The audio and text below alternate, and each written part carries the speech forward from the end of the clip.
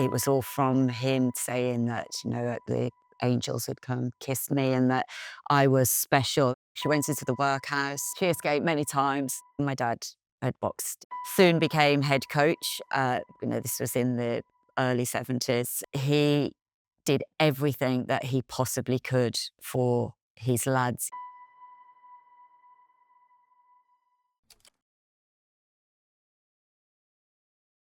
Welcome to Our Lives, Our Stories. And today, I'm chuffed to be able to talk with Sophie Martin-Canning, traveller, an expert traveller, that's for another occasion, and author. Sophie, thanks for joining me today. Oh, thank you for having me, Carl. I'm honoured. I want to focus on two things today, both interconnected. Your book and your dad, your late dad, because we're going to be paying a tribute to him today. But tell me first of all about the book that's connected with him called Kissed by the Angels. Now, I nearly said Kissed by Angels. What's the difference? Well, Kissed by the Angels is something which came from my dad. I was born with a facial birthmark, and my dad had always told me when I was a little girl that I was kissed by the angels. So he never told me I was kissed by angels. He said I was kissed by the angels. And I think that may be a Birmingham thing as well. I don't know, maybe it's like a local colloquialism, I'm not sure. But yeah, so kissed by the angels, yeah. Talk to me about the facial birthmark, how you felt as a child, how your dad made you feel better. As the character within the book, my book starts off that the protagonist, Orla, she doesn't feel that she has anything wrong with her. She doesn't feel that she's any different to anybody else until she starts school. On her first day of school, she's desperately tormented. And then that evening, she's told that she's got the birthmark by her dad. She, he's, he tells her that she has the birthmark due to her being kissed by the angels.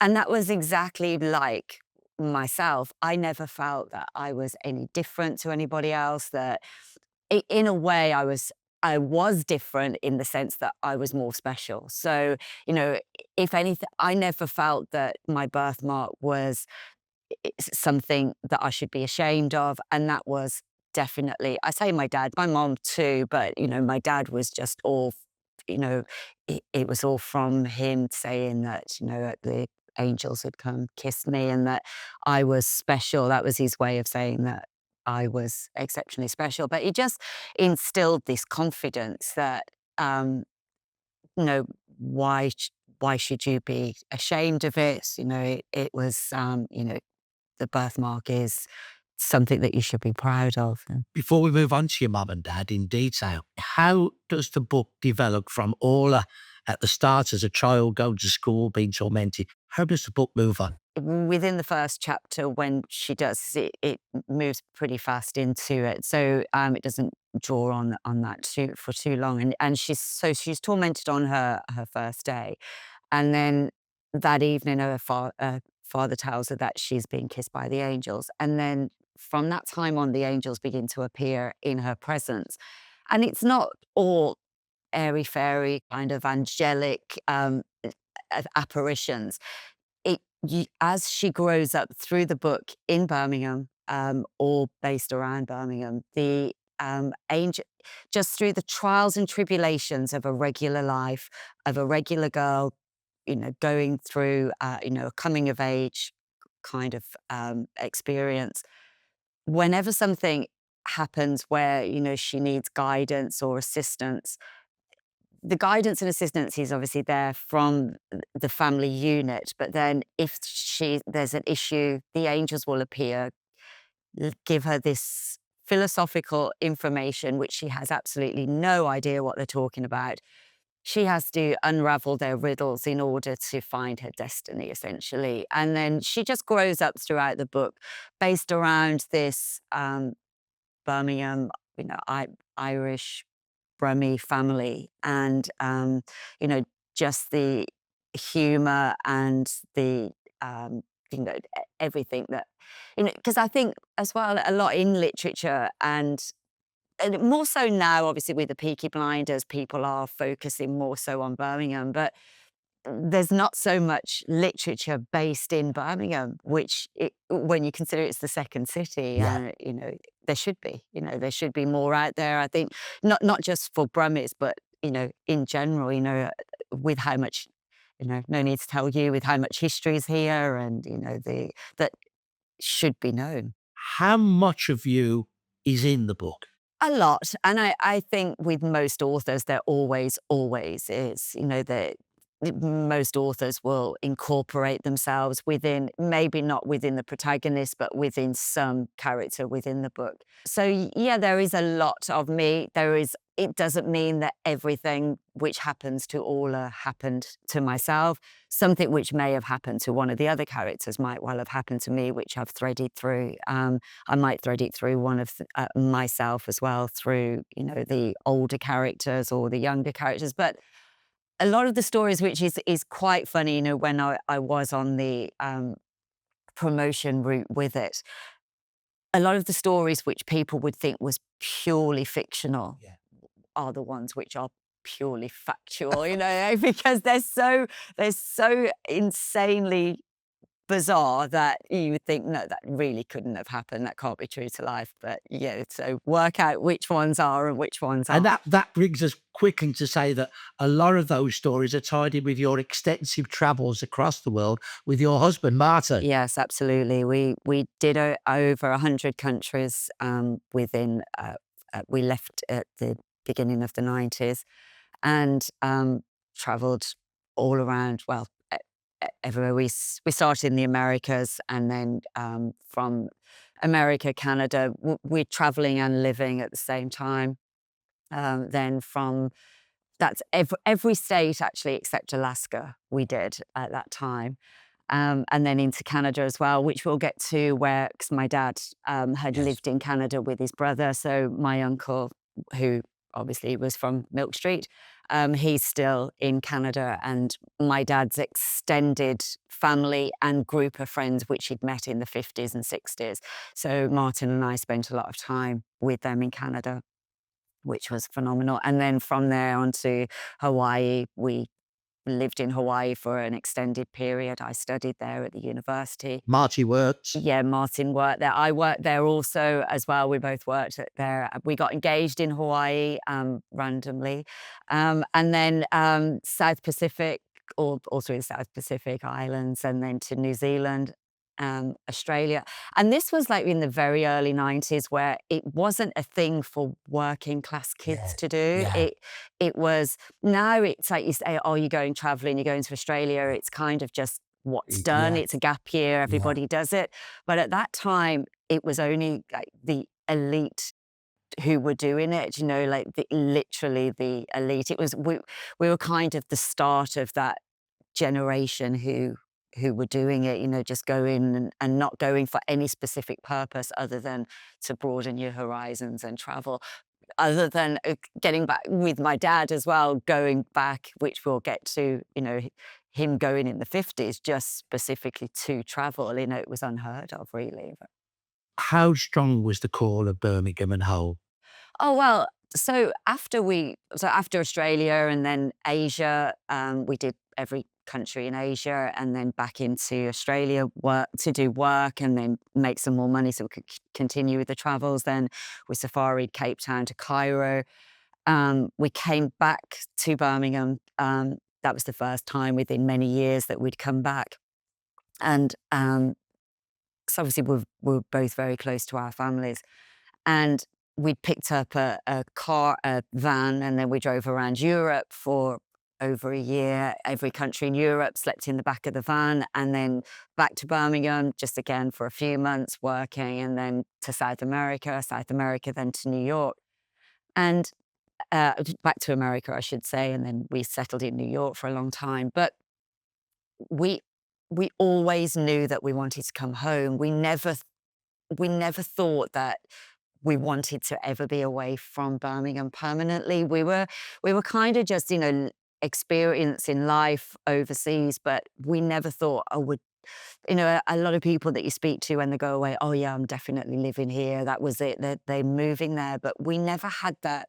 We always thought we were coming back. We always wanted to come back. We always did love it here, although we did love our travels and loved our lives wherever we were. But it was just, we were experiencing all these amazing things, which is it's another day on the podcast. But when we came back, because we'd come back to get married, and we just loved our life here. We loved our friends. We loved the city. And I think a lot of people, and which kind of annoys me a lot, is the sense in that in America, you find that people have a real love for where they're from and a real pride in where they're from. And you do get that here when you speak to people and you think, you really do love the place that you're from. But I don't think enough. I think that, that will be the first question a lot for us when we've lived all over and people will say, why are you here? I said, well, why am I here? Because it's the best place that we could be.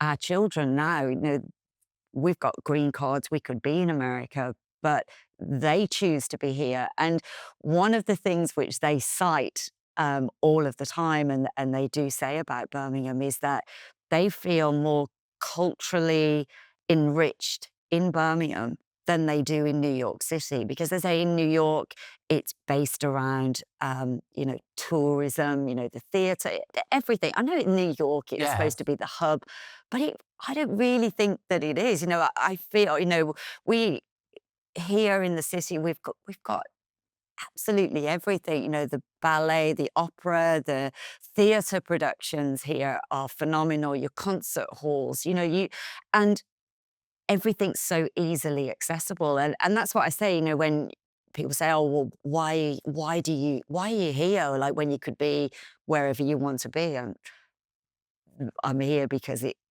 I feel, I have lived all around the world, and I do feel that we are so incredibly lucky here with what we've got. Our position in here in the country, centralized. So if we do need to do anything, we can get anywhere in such a fast time. If we need to be in London, why would you need to go to London anyway when you're in Birmingham? But, you can be there in just over an hour on the train and you can be in Liverpool, Manchester, Scotland, anywhere. We're so central, and it's so geographically placed, it's perfect. But I just think the cultural mix as well. If other cities had the cultural mix that we have, it would be the trendiest place in the world. But I think that Birmingham gets that, it's Birmingham. But I say, if it was London and they had the cultural mix of what we have, and, you hear chefs all the time. We went to see James Martin at Birmingham Symphony Hall. Doing one of his shows, like a cooking show, and he speaks all the way through. And he said within that show that he always came to Birmingham because it was the only place where he could source certain spices, and that's been for the last 30 years. Yeah. You couldn't get them. Like now, specialist places will have these things, but years ago it could only be in Birmingham because of the cultural mix that we do have. But yeah, I could go on about how proud I am of Birmingham. Obviously, Birmingham means a lot to you, as it does to me, but it's also mum and dad. Yeah, absolutely. So yeah. take you back to your childhood. Name your mum and dad. Tell me a little about your mum first, then we'll move on to your dad. Yeah, so my mum, she was an O'Malley, Carmel O'Malley. She was actually born on Perthshire Road. My grandfather's from Mayo, and they had boarding houses. So when he'd first come over from Ireland, he lived with what became my great-grandmother, Nina, who was another character. That's another podcast altogether. She was a phenomenal lady and had boarding houses all over England, in London. I'll remember exactly that Rillington Place, the murder place. Yes. And they buried all of the victims within the walls. She owned the house next door. and that was her boarding house. And she owned that on her own. She was born in 1900, and she was phenomenal, like a phenomenal lady, like way before her time. So yeah, so that was they had the house on Persia Road, and that was with my nanny Nina, and then they moved to Nechells. So my mom was in Nechells, and big Irish family. There were 10 children originally. A couple of them died in childhood, infancy, and but yeah, there were 8 of them. Or only a couple have died recently, but the O'Malleys, yeah, so they were a big Irish family. So your mum's an O'Malley. She's growing up in Nechells, very working class area. Yes. What about your dad? Paddy Martin, yeah, Patrick Martin, otherwise known as Paddy.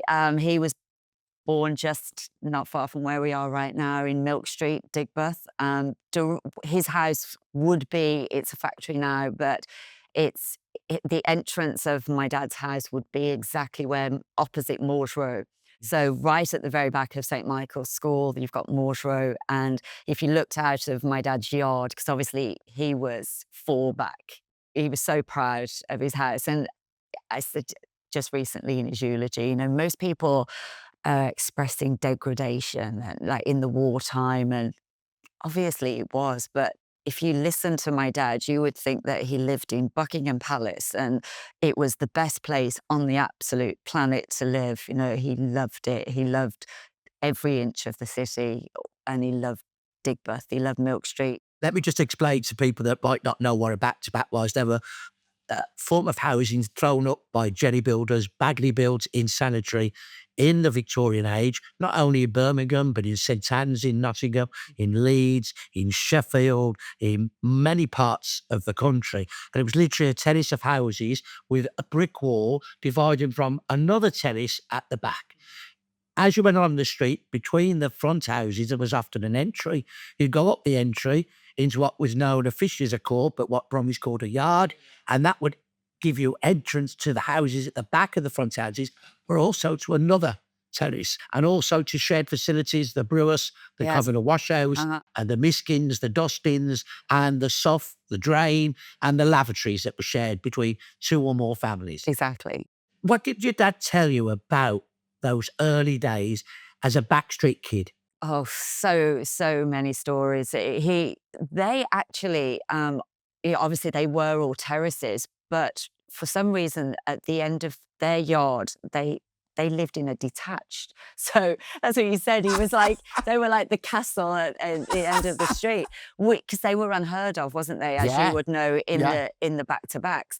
So they were a singular detached for some it must have been obviously architecturally where they placed it and just could fit another one in, not because it was some elite detached in the corner. But yeah, so you know that like you say about the brew house and the wash house, and they yeah well, during the war, my dad was born in the 38, so obviously a war baby, and he would just love his wartime stories about, you know, the air raids, and their air raid shelter was the Institute. Which is now a centre for bands and gigs. Exactly. And then when in the late 80s, we thought it was hilarious. In the, you know, the late 80s, beginning of the 90s, like the start of the rave days, my dad's actual air raid shelter underneath was called the Dance Factory. It was an underground club. It was great. But yeah, he boxed there as well. My dad was a boxer. He went to St. Michael's. His dad was off the boat Irish, his mum's grandparents, but they'd come over to the Vale of Evesham originally from Ireland, worked as migrant farmers in the Vale of Evesham, and then moved to Birmingham, where my Nanny May, who was one of those characters which they definitely broke the mold. Give me an idea about her. Oh, This is your dad's mum, isn't it? This is my dad's mom, yeah. Within my book, I will say that there's a conglomeration. In some characters, there's a conglomeration of a few people, you know, that make up one person. I will say the father figure within the book is an absolute direct copy of my dad. because he was just so wonderful. He had to be, it's like, oh, romanticizing it, you couldn't, but you really couldn't make him any better, just as a dad, as a person, everything that he was. But also the Nana Bridie character, the grandmother within my book, is exactly like my Nanny May. There was no censorship. She worked so incredibly hard. And I always say about, you know, obviously I hate racism to any level, but I believe as well, like a lot of racism, it's not about color, it's just about class. And when I look at my nan's class and the way that she was treated and the way that, she lived and the way that she was treated by the elites of the time, it would be exactly like, people are complaining about now for people of color, because it was the class that she was in, that she was a housemaid in Edgbaston. Um, Another story there, she had a couple of children very, very young, um, which nobody knew about. And it was um, the owner, the master of the house. She would have had No choice. no choice. Yeah, absolutely, no choice. She went into the workhouse. She was in Dudley Road, um, and what's that saying that's written above the doors of the workhouse? And Well, it might as well have said, enter, all ye that enter abandon hope. yeah, exactly. Well, she escaped. She escaped many times with the children as well. Those children were actually adopted. The two of them, she kept them for as long as she could, and then her one sister wanted to adopt the one of them. She was very, very young. She was like 13, 14. It wasn't anything by choice, as I said, obviously not by choice. So the one went to the Americas, and then the one actually, many years later, when I was a young girl, they found her, which was phenomenal. So they got together in the 80s. So then your Nanny Mace, was it? May, yeah. Charlotte May, but she decided Charlotte was too posh. So So she must have then found other work when she got out the workhouse. yes, yeah, absolutely. She worked in the munitions factories, all of them. She worked right on, all around the munitions factories right here in Digbeth. Yeah. She actually, it was very distinctive what she had. Her hand was curled up like this. We thought it was phenomenal when we were children because her two fingers wouldn't move here. They were stuck. She'd got her hand caught in one of the machines. It was coming down. It was one of the press machines, and it stuck.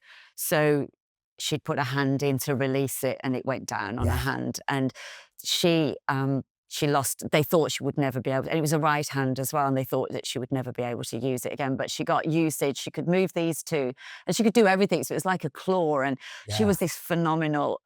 She could crochet anything, because that was one of the techniques that they used, like for physiotherapy, to get her to move her hands. She could knit and crochet, which was amazing, because she wasn't like a knitting and crocheting grandmother. She wasn't this, little old lady who'd sit and teach you how to knit. But bizarrely, she was the one who taught me how to knit and crochet, because she was phenomenal. She had no patience, but she was phenomenal at it. So eventually she meets your granddad. So yeah, she met my dad's dad, Granddad John, who was actually born in 1889, which for my age, I'm 53. 53. And for me to have a grandfather who was born in 1889 is quite amazing, really. And so he was quite considerably older than my Nanny May. And yeah, so he'd never been married, and he met May, who was a young girl. He obviously didn't know about the two children at that time. They were adopted. Then she was working in Digbeth, and and they met and married quite fast. And then she moved into the house. He lived in the house in Milk Street. Right. He lived there with his sister, Mary Martin, who was actually a really big character within Digbeth. Her husband was Frank Whittle, who was a Peaky Blinder. Yes. So they were quite, they owned the betting shops within Birmingham, and she was a really formidable lady, Mary Martin, and she just thought my Nanny May, because she was a young girl and she was actually very, very, very beautiful, and she just thought that she was after my granddad for his house in Milk Street, because he was, he had a job and he'd obviously had no Yeah. children an older, going into it as an older man. What was considered old then, Yeah. not now, but obviously they were having children, wasn't they, at 19, 20, whatever. And he was late 30s going into his 40s. And Mary Martin had this, she used to chase my Nanny May around Digbeth, But yeah, they became close eventually. But yeah, so they were very. She was very well known within Digbeth. Mary Martin and my granddad John. They were Sligo originally. Yes, yeah. And then my Nanny May and John were married, and then Kathleen was born first. My auntie Kathleen, who's still alive. She's 95, nearly 96. She's amazing. Another phenomenal lady. She actually moved up. Her husband. She actually moved up to Stoke-on-Trent, but she won a huge amount of awards for a female business. She actually was a counsellor within Stoke in, I think it was the 70s, like late 70s. But yeah, she's a character. And then my uncle Peter Martin, who was the most amazing, lovely man, a character, but very different to my dad. My dad was, when he was there, you knew he was there. He was, loud character, and whereas Peter was, quite reserved and quiet. But with us as a family, he was phenomenally hilarious. But he moved to Canada permanently with my dad. They'd moved over in the 50s. Peter had gone first, and then he came back when my granddad died. And then my dad was 18, and then they both went back to Canada. So just before we get to Yeah. Canada, let's go back to your dad's childhood. Yes. He's growing up in the back streets. Birmingham's got what we used to call bomb pecks everywhere, Yes. bomb sites where the Blitz had hammered Birmingham. Your dad had a joyous childhood though, didn't he? He loved it. He loved like the factories, the rooftops, the canals, the River Ray. He smashed his teeth out on the River Ray, literally. So from Moores Row, when you walk through Moores Row, there's a gate entrance now. It's blocked up now. It's bricked up. You can't go through it. But that was my dad's entrance to the River Ray. So he'd run down there and he would tell us with joy that they'd swim with the river rats. He said they were huge. They were like, mini dogs, and they'd race them down the River Ray. Because I think my dad always said a lot of people always thought the River Ray was a canal. They never think of it as being a river. And obviously the lowest point in Birmingham. And many people don't realise, even Brummies, that we have a river running through the middle of it. Yeah, right through the middle. And where we are today in Meriden Street is just a couple of streets away from where your dad grew up in Milk Street, and we're just below the bullring. Yeah. So your dad was very much a towny kid, wasn't he? Yes, absolutely. Well, in the war as well, where most children were evacuated in the war to Wales or, wherever in the countryside, my Nanny May didn't want them. I don't know whether that came from losing the other two children, which she had really no choice in. They wasn't leaving, so there was Kathleen, Peter, and my dad, and then Margaret came during the war in the early 40s. She tragically just died as well in August of this year. But and then my auntie Maureen came after the war, years later. Your dad and growing up during the war. Yes. Tell us some of the stories. My Nanny May didn't want them to be evacuated within the war. So to be children within this area, the most bombed part where all the munitions are being made within Digbeth as well, which was obviously the target of most of the bombings, they were in the middle of it. And he would tell us, so many stories about the air raids, and a bomb literally went through their roof, right through my Peter and my dad's bedroom, straight through their bedroom floor into the kitchen scullery and landed on the floor. Um, the hole in the roof the house was condemned, but they still lived in it all the way through the war. And, there was a condemned notice on the front, but nobody moved them, or, there was nothing happened with that. And then luckily when that bomb did go through, they were already in the institute. And presumably it didn't go off. No, it didn't go off. No. They deactivated it, came and deactivated it, and then obviously took it away. And said there was my granddad John had to fill in the pit within the floor. Nobody came and did anything. Like now, you just would, you'd be moaning that somebody hadn't come and sorted it out. But yeah, nothing got done. The roof, was just patched over, and the hole right above Peter and my dad's bedroom. But also, the one evening when there was an air raid and, the anti-aircraft guns, which my dad called the ACAC guns, they were being fired up, and then they rained down, the shrapnel from them came down, and the siren had gone off, and my dad was running with his mom, May, my granddad, because obviously he was in the First World War, so he was in Gallipoli and everywhere. That's another phenomenal story. His First World War stories. Stories of him hiding in carcasses, and from just amazing.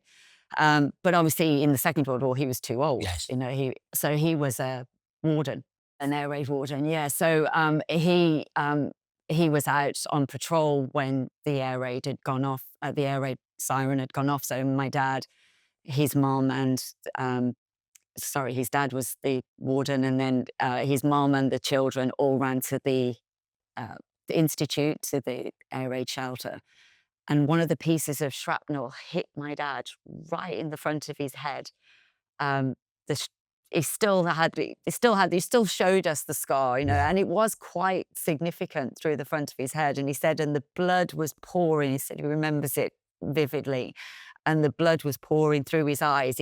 He was blinded, and as he ran to the corner of Digbeth from Milk Street, where the bull is on the corner, ran straight into the light, which obviously they had those metal covers on, so the planes above couldn't see the light on the belt, and it was a sharp piece of metal, and it was only as big as. You've only been about 4. Yes, 4. Yeah, and ran straight into the metal cover on that and cut his head again, so adding to his war wound, so more war wounds. But yeah, but he just loved it.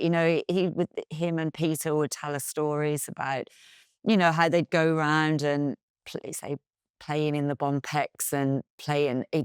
He said they found, because obviously everything was made in around here, and his uncle actually delivered all the Spitfire parts to Castle Bromwich. Yes. So he'd be with his uncle Fred as well, Fred Cox, delivering Spitfire parts. And but they said that the screens of the Spitfires were stored underneath the arches in the back of Digbeth. And he said that they used to try.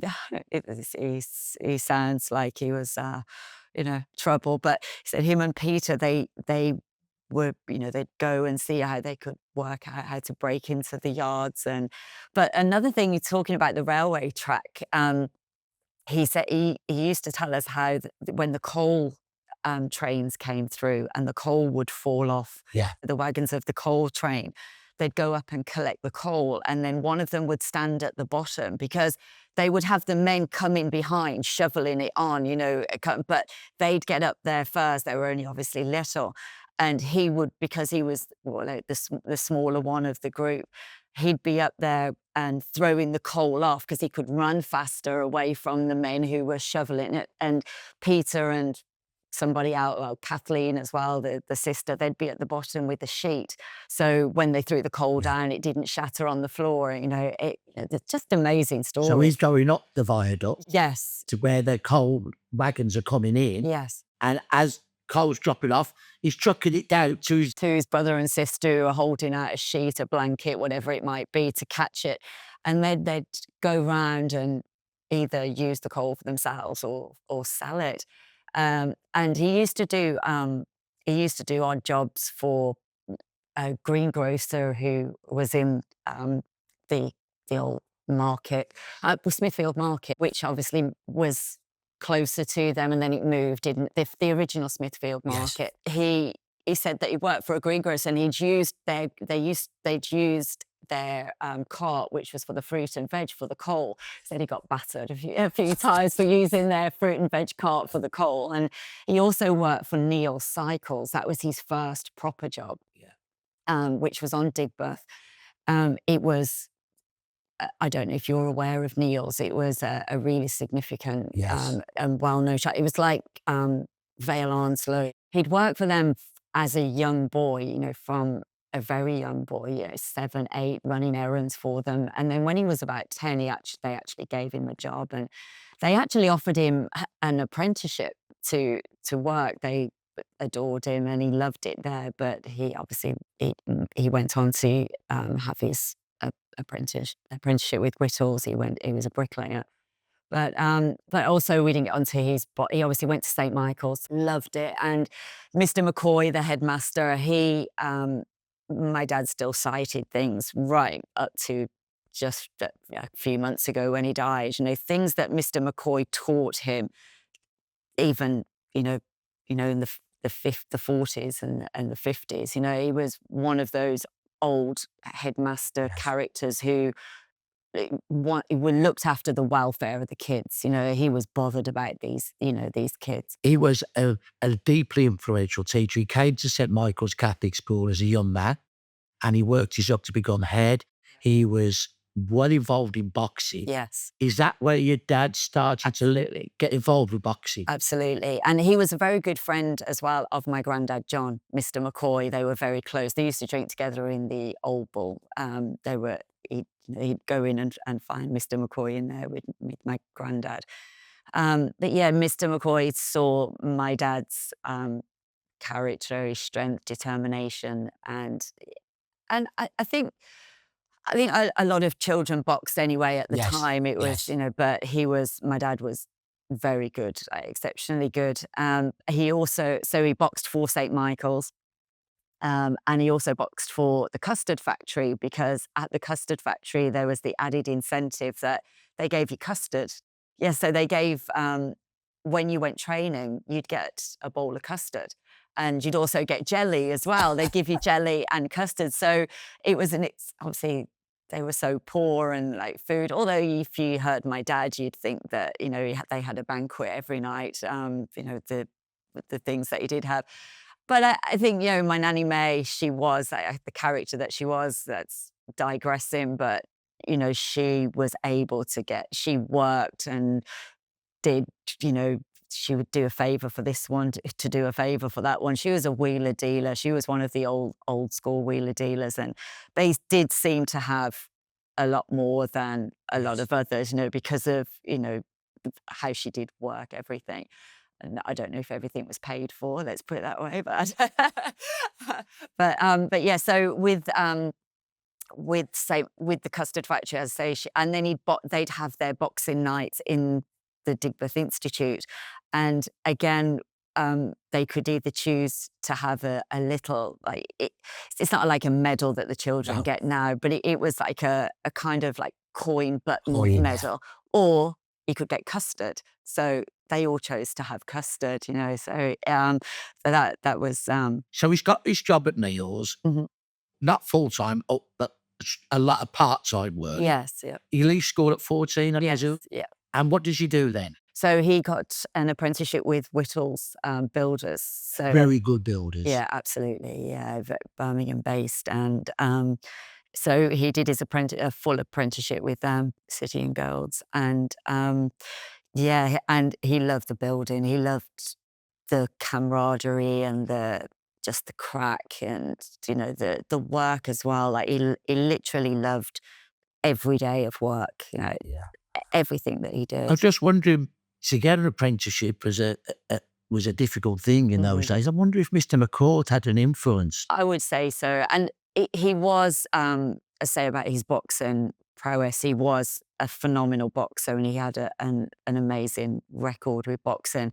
And I think to get to that level, you have to have the determination and the dedication to be able to stick to, you know, what he was doing. So I think that went a long way for him, you know, because he was, you know, it wasn't he was very, very, very smart, very academic. As, you know, as he got older, you know, he wasn't academic in the sense that he was at grammar school and, Yeah, you know, yeah. the exams and, you know, things like that. But as he got older, you know, his history knowledge and his maths, English, everything, he was very well read, very well travelled. But yeah, so I think Mr. McCoy definitely, because he did get offered, as I say, he got offered the apprenticeship, which, as you state, that it was difficult to get an apprenticeship, and he was offered too. So he had the choice of being an apprentice, you know, with Neil's.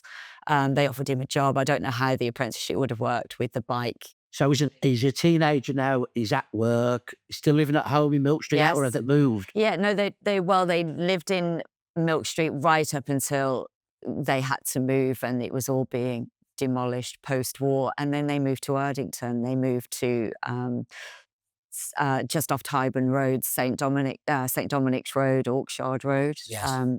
around that area there. Downside Road it was actually. They got my granddad had got a house there, and granddad and Nanny May, I should say.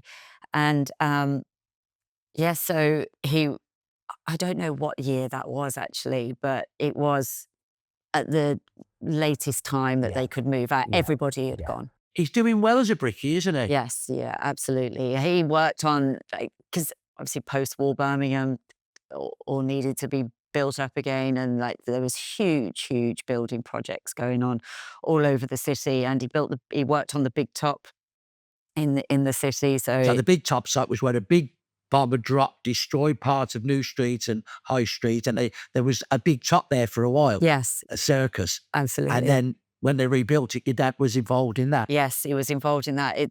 Right through, like, at that time, that would have obviously been when he was an apprentice and a new bricklayer, and then all of the new. Eventually, obviously, he went away, and then he went to America and Canada and came back, and he built Chelmsley Wood and like the all. So let's talk about how he went to Canada. What happened? So his dad died. He had they had another sister as well, Maureen. She was born 10 years after my dad. So she was born like late 40s, so post-war. She was a little girl. And so he'd kind of taken on the role. My granddad was, older, so he wasn't working. And my Uncle Peter had gone to Canada first. And then my granddad died, so he'd come back. They buried my granddad, but Peter was national service. He'd gone away for national service as well, because he's a few years older than my dad. And then they decided that they'd go to Canada. So they lived in Toronto. They had the most phenomenal time. They were just living the dream, really. Kids coming from Digbeth and then going and living in the new world and like the things that they could never imagine possible. So many stories. He boxed. He turned professional in Canada with a very significant boxing trainer and and manager. Had many fights all over Canada, North America, and doing very well. But he also worked on the building as well. He also was bricklaying and actually built many significant buildings and all through Toronto, Northern Ontario, which are still there. I was just there again. Martin and I, as I said, when we went traveling, we lived there for extended periods. And even now, just this summer, we went back again with our children, and some of his buildings and his name is still etched into, the cement and in Toronto. But yeah, he met an amazing family who became like family. They're like my extended family in Toronto. Um, they're all still aware of his legend and some of the amazing things that they did. So one of those was Jimmy Timbrell, who was the same age as my dad, and Jimmy, Peter, and my dad bought a Cadillac Coupe de Ville, and they travelled across America, doing Route 66 at that time, but right from Toronto, not from Chicago, all the way through America. Amazing stories. And are they stopping off and doing some work and then Yeah, carrying on? yeah, they were travelling.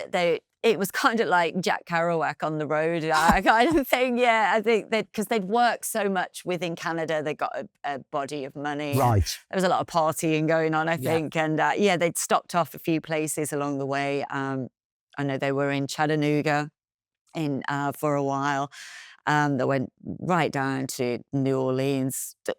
They zigzagged all the way through the country, through Texas, and then eventually into to LA. And then in LA, he joined another boxing gym, boxed again.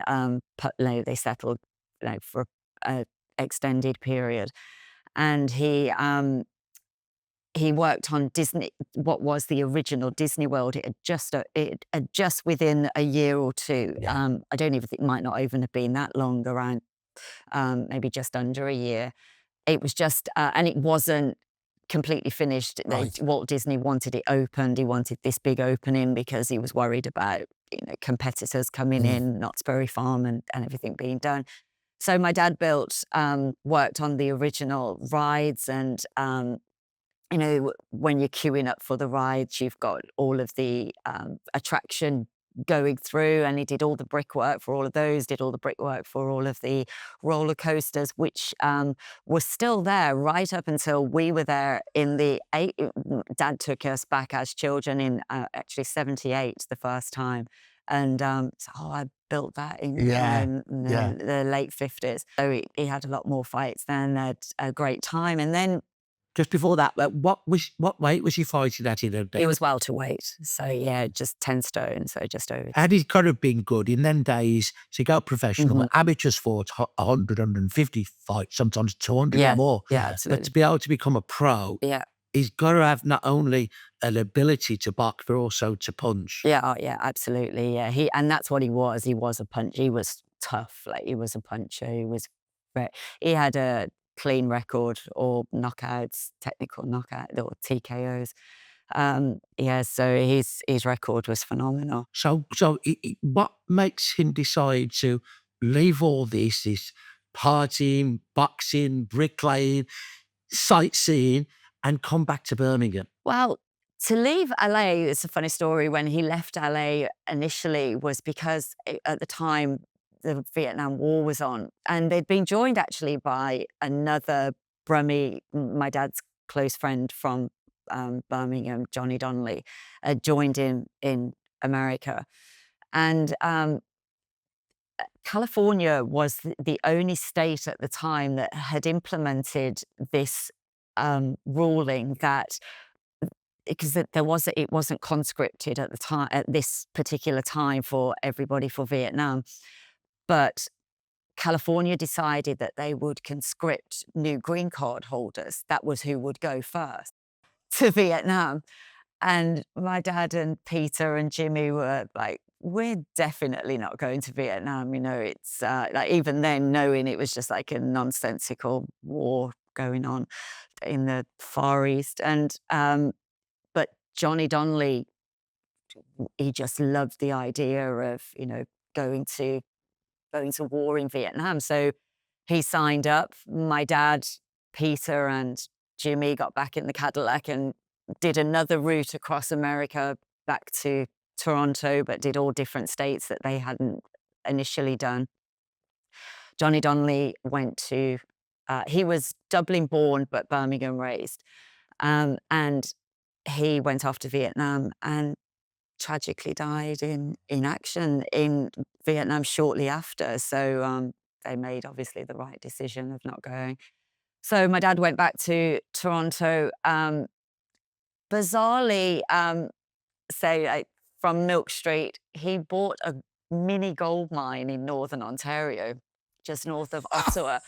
Like, who buys a gold mine?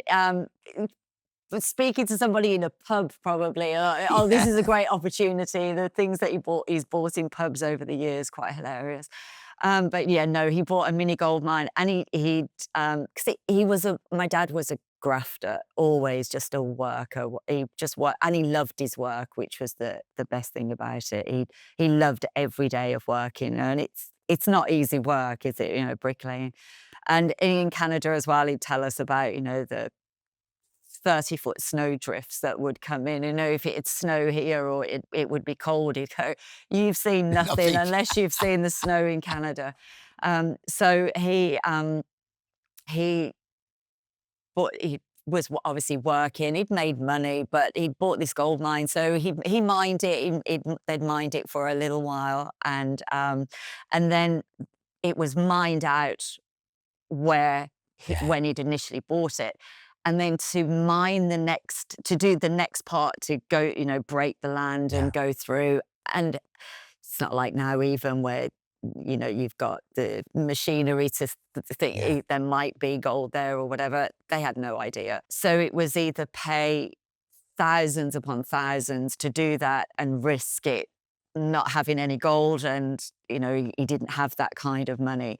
So he sold it for, he said he sold it for a very good profit. And then say that's when he came back. But going back to myself and Martin going back in the summer, that gold mine is still going now, and it's still producing a huge amount of gold. Like, so what could have happened? You could have been millionaires, Sophie. I could have been, couldn't I? So he sells the gold mine. So he sells the gold mine and thought, I'm going to come back to Birmingham, see the lads, catch up with everybody. Loved it here, loved all his friend group here. There was his close friends from Digbeth, from St. Michael's, Tony Folletta, obviously Italians. Tony, his very close friend. And then Paddy Somerville, again, Drogheda born, but Birmingham raised. And before he'd left to go to Canada, he'd met his lifelong closest friend. He didn't go to school with Tommy. Tommy was actually born in Belfast, but his parents sent him back to Belfast in the war. Yes. So he went and was granny reared in Belfast in the war. But then as soon as he could, he came back to Birmingham. So my dad had met Tommy Morgan in the pub, and it's really quite ironic, actually, because, with the amount of people in this city, Tommy Morgan was out that night with two men from Belfast who we knew from Belfast, and they'd all moved to Birmingham subsequently. And my dad was going to the Bull in Coventry Road to meet Sonny Ramsey and the Ramsey brothers, Sonny, Tony and Hugo. And he didn't know Tommy at this time. And that's when he walked in, and my dad asked the lads, "Do you want a drink?" And Tommy said, "Oh yeah, I'll have one, but I can't buy you one back." And my dad said he was buying them for the next, 70 years. But the ironic part of that story is the Ramsey brothers are the brothers of Martin's mum, my husband Martin. How bizarre is that to come around later? And that didn't come around until the end of the 80s when Sonny Ramsey was sick and I was visiting him in hospital at the QE. And my dad had said at that time, "Where are you going? Or who are you visiting in hospital?" I said, "Oh, Martin's uncle, Sonny." And then I said, "Uncle Sonny, Sonny Ramsey." And he said, "I knew a Sonny Ramsey years ago." And he described him and then got his photograph album out. And sure enough, it It was was him. Sonny. And they got back together, years later, which was quite a mad connection. But anyway, so my dad had met Tommy in the pub then, and then they became exceptionally close. So when my dad then went to Canada, came back for this holiday, he moved into Schofield Street in Nechells with Mr. and Mrs. Morgan, Tommy, and his I know where this is going now. Go yeah, on, carry on. yeah. So so Tommy is a character and a half. Like my dad and him together were just like a comedy duo. They really were. And Tommy, like Tommy would always say, I'm not saying anything Tommy wouldn't say. He'd say, "Oh, my dad was always bankrolling him, he'd buy him all his drinks." Tommy wasn't working at the time, so my dad would be buying this, buying that, whatever. And obviously, my dad had just sold a gold mine in Yeah, Canada, yeah. so he was, he had money. He'd come back. He'd made good money in America and Canada. He was in Birmingham for the first time in years, and then Tommy was just having the best time with my dad there. Found his return ticket to go back to his brother in Toronto 6 weeks later. So it was just a 6 or 7 week holiday that he was having, and then go back to Canada and take up his life again in Canada, which he was having a great time. Tommy knew that he had his ticket to return. So my dad was out the one particular day. Tommy went into his bag, got his ticket out, took it to Cook's Travel in Birmingham city centre, told them, which was evidently easy in the 60s, told them that he was Paddy Martin and that he didn't want to go back to Canada and he wanted to cash in his ticket. So he cashed in his ticket, got the money for the ticket for the return flight, decided to take my dad out on a bender for the whole weekend, and my dad thought it was phenomenal. And so it was like an epic weekend. Drank in every pub in Aston and Birmingham and everywhere. So they were in town and they were looking in the window of a tailor. So obviously both very, very drunk.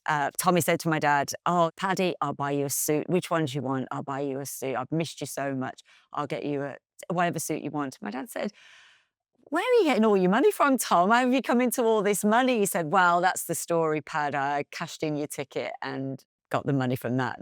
Tommy said my dad knocked him spark out and then put him on his back and carried him back to Schofield Street. And my dad never, he went back to Canada many times, but never to live there permanently again. And is it because he's living with Tommy in Schofield Street that he meets Shabbat? Yes, well, Tommy's youngest sister, Christine, was the best friend of my mum. And my mum was always in the Morgan's house. And that's when he met my mum and they were married. So him and my mum were married actually in the Abbey in Erdington, where his funeral was just a few weeks ago. I would have to say it's been a great love. Oh, absolutely, absolutely. He was a great family man. They've been married now nearly 60 years. Fortunately, they didn't make it to 60 years with him passing. They were together 60 years, but they were, inseparable. My dad had his, the boxing and, do everything, but yeah, no, it was absolutely. There's so much more we could talk about, but I want to move on towards the end. Looking at your dad's funeral, there was not scores, but scores upon scores of lads and men who'd been boxers. Well, tell me about why they were all there, son. Yeah, there were hundreds of them who were at the funeral, but they were so in the 70s, obviously my dad had boxed himself, as we've spoken about, but in the 70s he took himself down to the Holt in Aston, and they had a boxing club there, Aston Villa Boxing Club. And he just went down to help out. He was just interested in being around the the boxing gym still obviously still had that love and that want and the need, himself to box. So he was helping train the lads there. Soon became head coach. This was in the early 70s. And then my brothers boxed, Dean and Bomber Martin boxed for Aston Villa.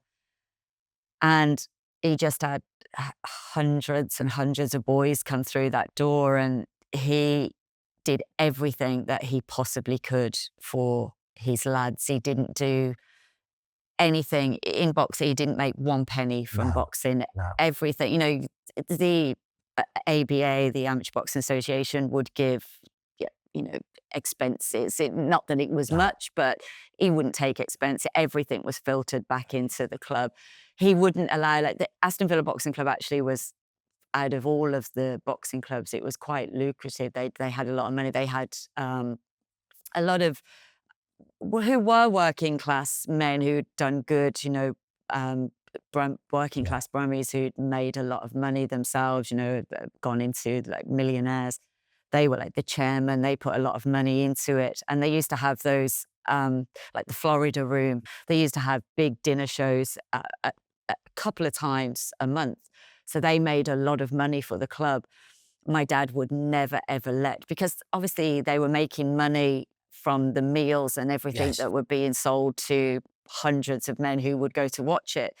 But then a lot of the clubs who did do that, they would still charge. And, initially Aston Villa they wanted to charge the parents of those boys to go into there. And my dad would never allow, those kids are putting on, your entertainment. How could you possibly charge their parents? The kids would never be charged. They would make sure, like, a lot of the kids, single parent, even if they had two parents, they were from deprived homes, deprived neighborhoods. And every weekend we would have a different boxer, different lad at our house for dinner. Some of them were, 6 boys in the family. We'd have 2 one week, 2 the next week. Some of these kids had never had a hot dinner. That my dad would be buying them chips after training on a Tuesday and a Thursday. And he looked after all of them, and they were welcomed into our home, regardless of their race, privilege, whatever it was, Color, religion, ethnicity. nothing. Yeah, there were Asian, Pakistani kids, Indian kids, black kids, Jamaicans. They were all welcomed in our home. I looked at all of them as my family. They were all. I had my 2 proper brothers, but I had hundreds of brothers. Martin being one of them, who I obviously ended up marrying. So, but yeah. It was like literally one big family. And so many of those boys, my dad helped them in any way that they could as they got older. He'd get them work on the building, or, employ them himself, or get them labouring jobs, or put them in the right direction. Put a word here and a word there. Yeah, whatever he could do. My mom has written hundreds of letters to bank managers to get them mortgages, whatever he could do. And so many of those boys who most people would have considered would amount to nothing, who were told by a lot of teachers that they would amount to nothing, are now super successful businessmen all across the world, all across the country. And that none of them have forgotten it, and his funeral was testament to that. Tribute. From the Aston Villa Boxing Club, he then moves to Erdington and forms his own club. Yeah, before Erdington, before he went to, because one of the reasons that he did leave Aston Villa was because he had too many disagreements with the officials, because he would stand for his boys. He would never let them be taken advantage of. So when they're being robbed in the ring after, blatantly winning 3 rounds, hands down. And there was another trainer within the city as well, Dave Tully. He ran Ladywood Boxing Club. He was the same as my dad. He was all for his boys. And my dad had too many disagreements with the Amateur Boxing Association, so decided to part ways with them, and then went on his own from the official from Aston Villa, and he went to the Britannia originally On in the Litchfield Road. Litchfield Road, yeah, and he had a gym above the pub for a couple of years, a space there. Again, that was all just because obviously Aston Villa was run, it was a big club, but that was just purely my dad's funding it, renting the room and having the lads there. Didn't charge any of them, could never ever charge them.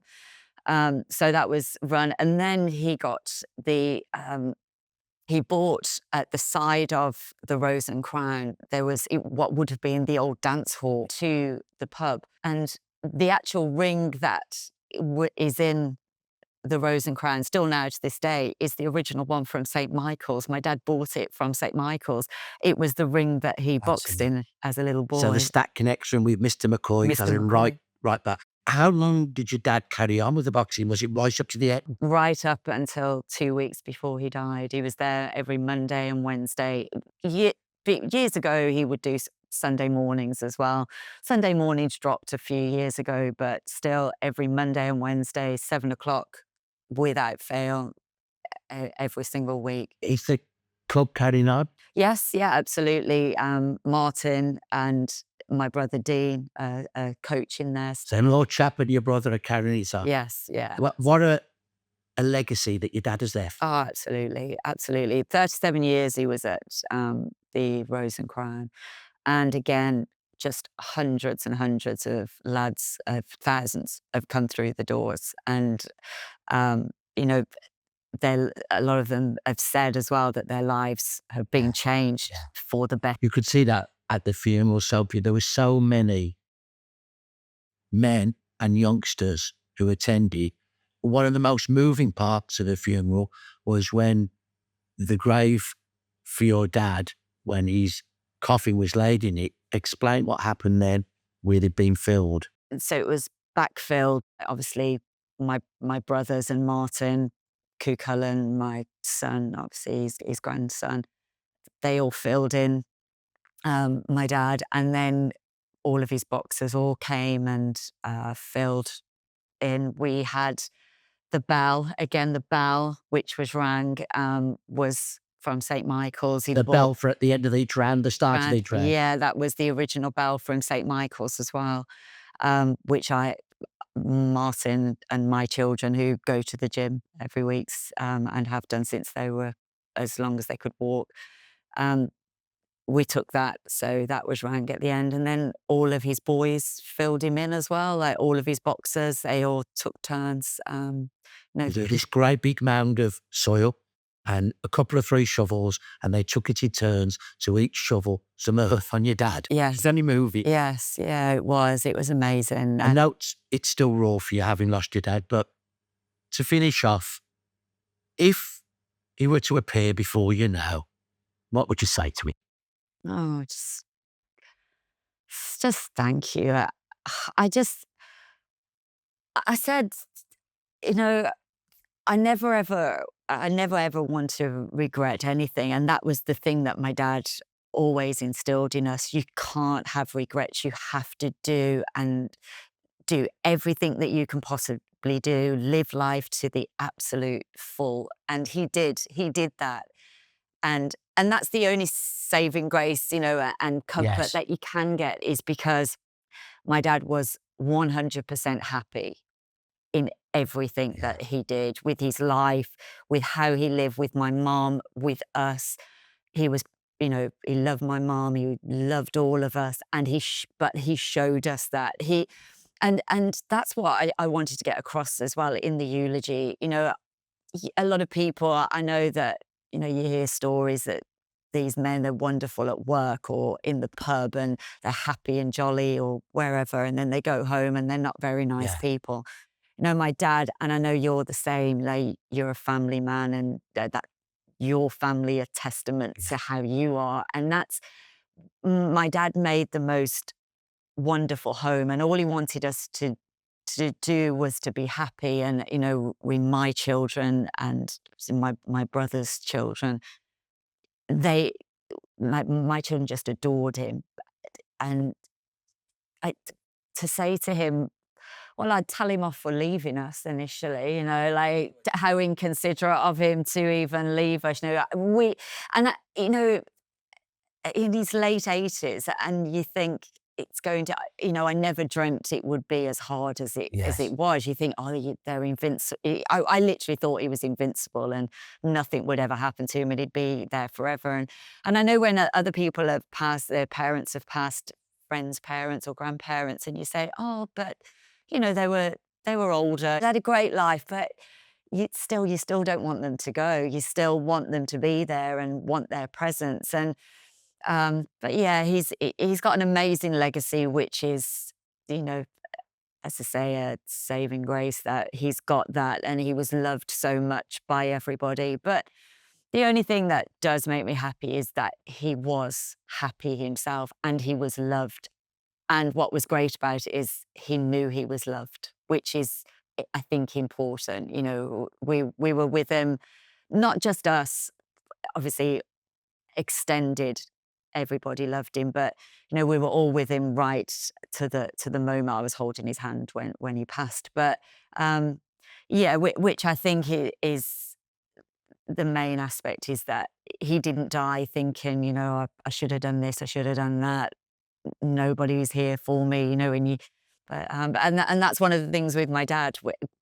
Not even digressing, going back, you know, he was in Hollywood. He had the parts in some movies, and he didn't like it. He didn't like being told what to do. He said it was boring. You know, you're standing around most of the day. And I said to him, "Do you regret not taking on the movie? Yeah. You know, the movie star?" Because he was, you know, movie star He looks, was you know, charismatic. absolutely, and he looks like a movie star, you know. And I said, "Did you regret not, you know, taking that path?" He said, "Absolutely not." He literally had not one regret in his life.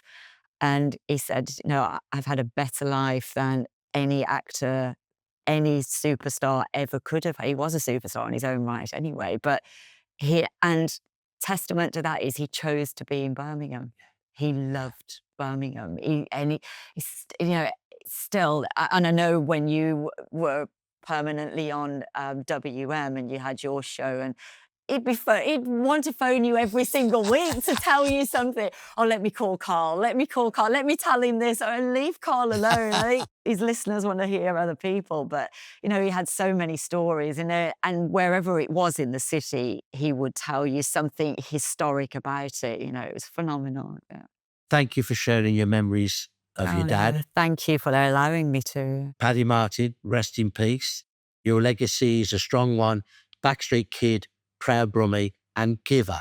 Absolutely. God bless. Thank you, Carl.